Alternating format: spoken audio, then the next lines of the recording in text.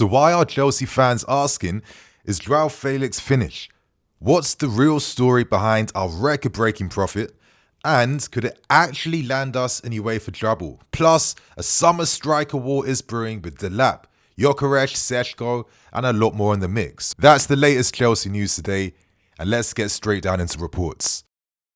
For like the third consecutive time this month, it has been announced yet again that Joao Felix is not set to remain at AC Milan on loan. I feel like the guy is just already on the floor. Like, people keep prodding him with a stick now. Like, he's accepted his fate. He understands it. I don't see the benefits of him constantly having to get baited out in the media. But sadly, this is where Felix finds his career at this point in time.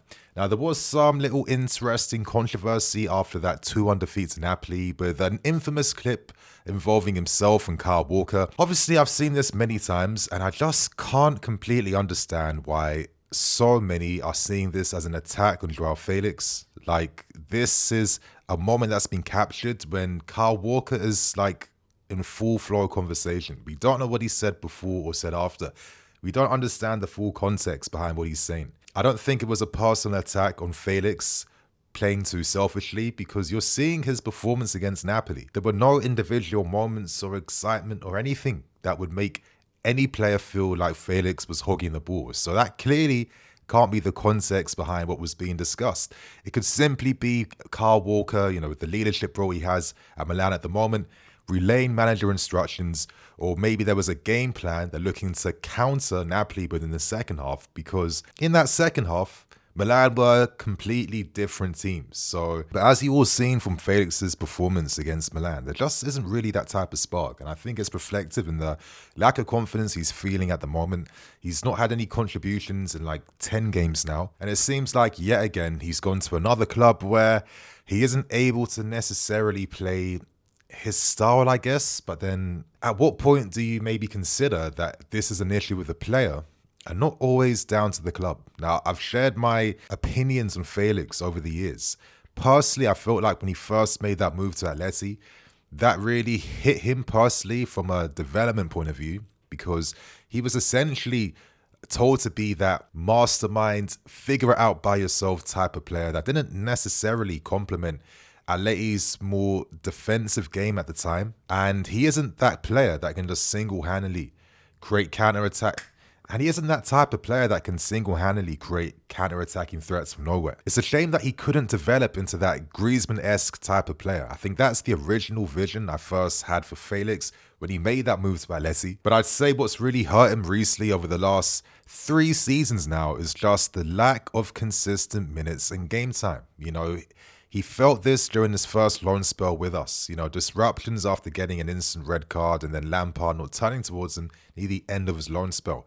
At Barcelona, similar things happened. He found most of his game time playing on the left wing, and Felix just doesn't have that explosive pace or skill or speed that you need to really utilize him in those wide areas. And again, he comes to Chelsea, and of course Maresca just doesn't see him in his plans because he needs more defensive aptitudes off the ball to fit in his system. But the only thing I would say is that maybe Maresca used Felix in an interesting way, which was essentially, you know what? You're not the striker, you're not the attacking mids.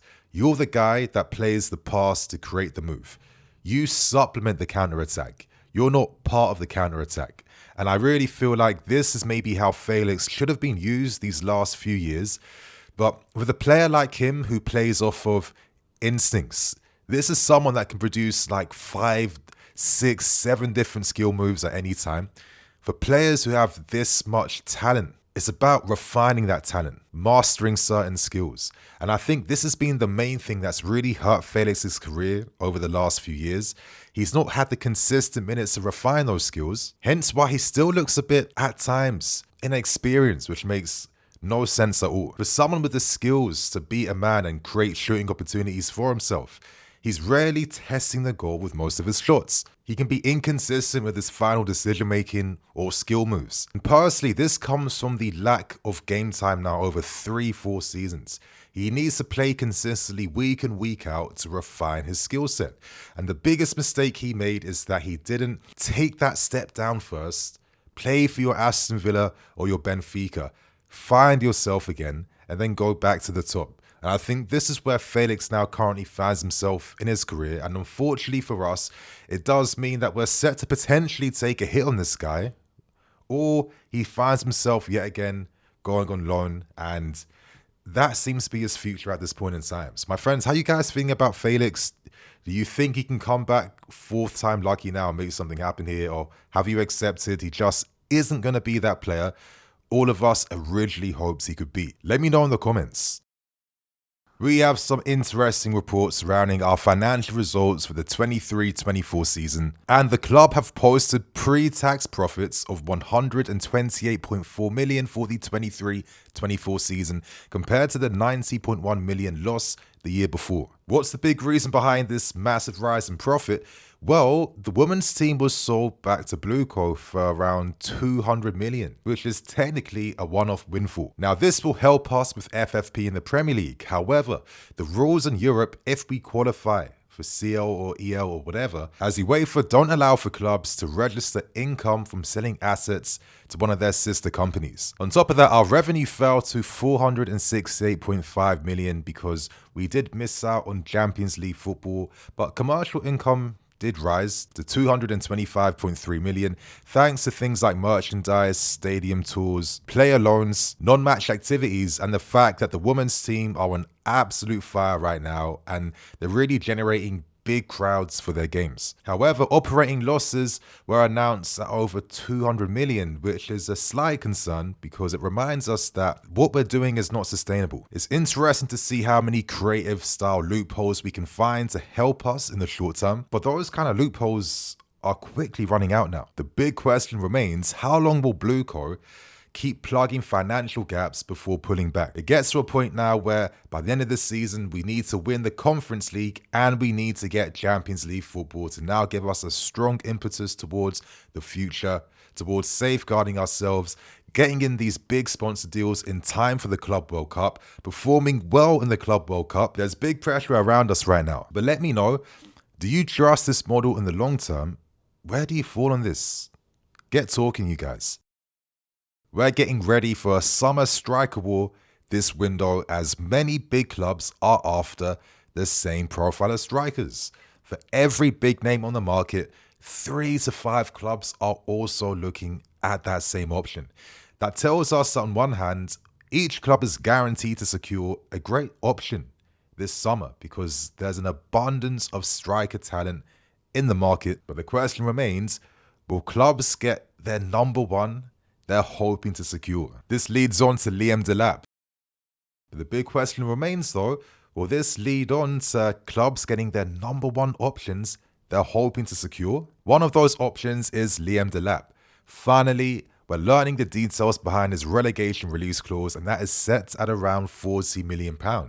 Now, we can't forget that Man City engineered a 20% sell-on clause for his sale to Ipswich. They'll pocket at least £8 million from that sale. We aren't the only clubs who are after Delap, as Man United are increasing their interest for the striker. It has been reported that Man United's new technical director, Jason Wilcox, who came from Man City's academy, knows about him inside and out, is a massive fan of him, and this gives United a lot of leverage behind securing a talent like Delap, who wouldn't have to travel so far to move to Man United.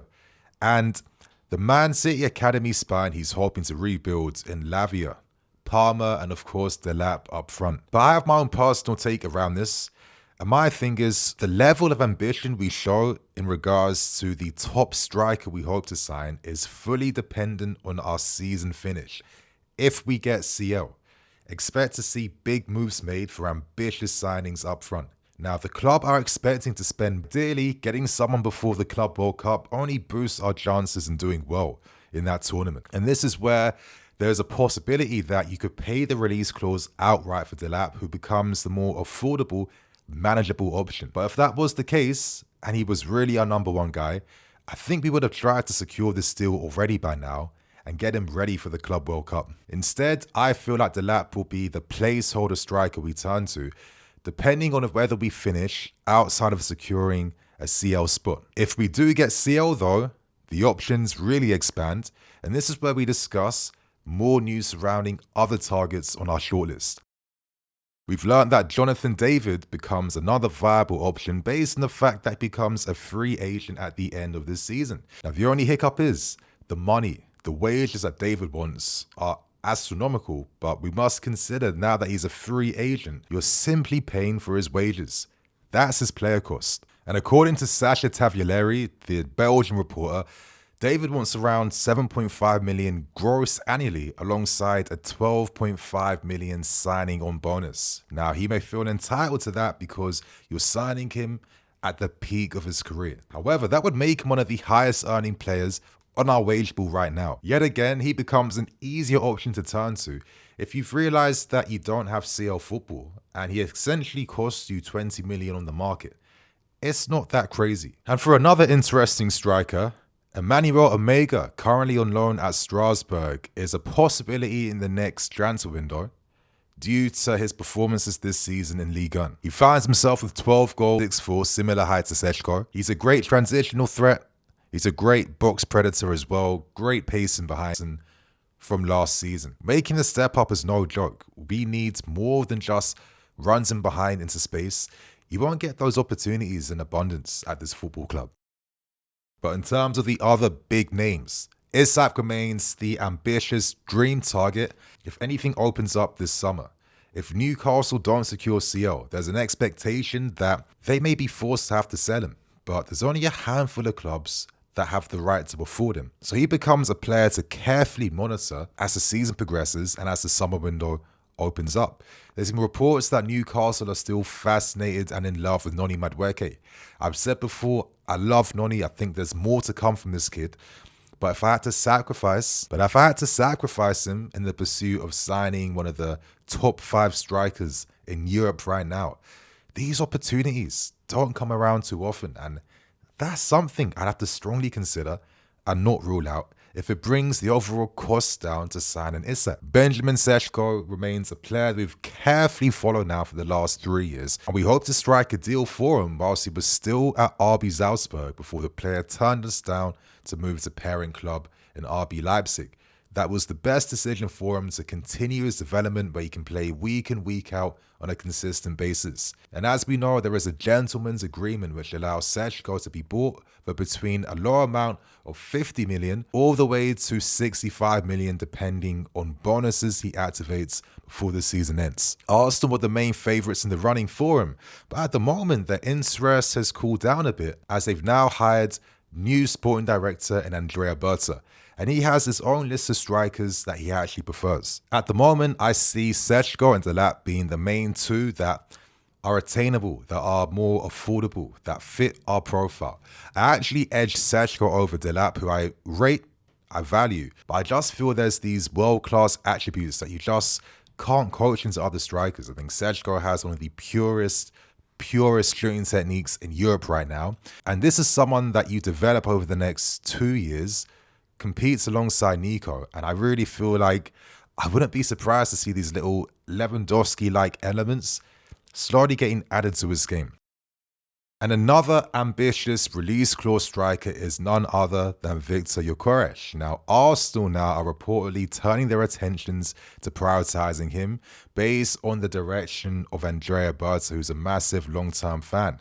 Now, Arteta's dream guy has always been Isak, but they have to be realistic in terms of the money they have to afford him. Gyokeres has bagged 85 goals, 26 assists in 92 appearances. He has completed everything that must be completed in Portugal. Originally, you thought Amorim might be able to pull some strings to secure him, but United's finances aren't great, and it seems like they will have to sell one of their top young prospects for pure profit in Garnacho or Menu to be able to reinvest back into their team. But Gyokeres becomes available for around 63 million based on this release clause, which is very attainable.